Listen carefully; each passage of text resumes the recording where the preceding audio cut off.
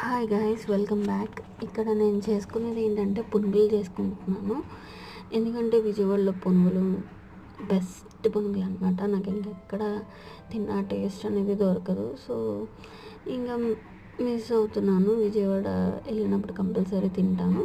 So అందుకని నేను miss అవుతున్నాను కదా, అందుకని ఇంట్లోనే చేసుకొని తింటున్నాను.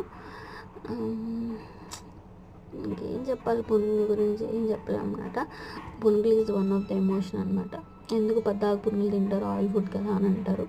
బట్ పద్దాక తినము, అట్లీస్ట్ 15 డేస్కి ఒకసారి అట్లా తింటాను అనమాట ఇంట్లో చేసుకొని.